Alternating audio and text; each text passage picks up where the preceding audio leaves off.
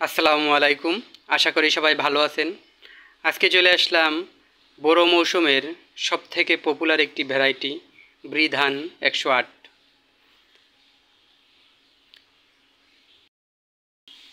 প্যাকেটটা খুলে আপনাদের আমি ধানটা দেখাচ্ছি।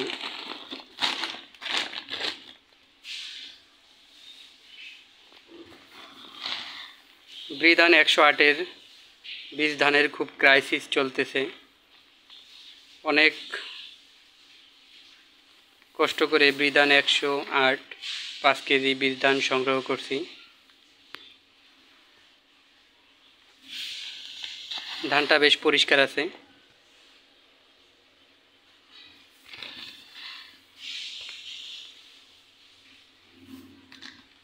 ব্রি ধান 108 কিন্তু ভাত খাওয়ার জন্য খুবই ভালো।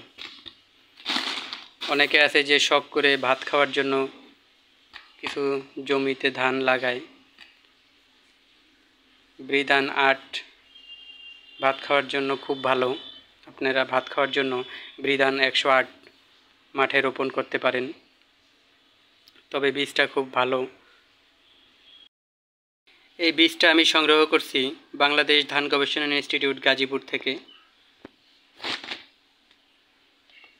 আপনাদের যদি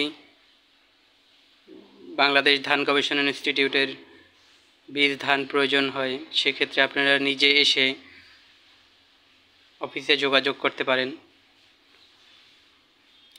যার বীজ লাগবে সে তার আসতে হবে, অন্য কেউ আসলে হয় না।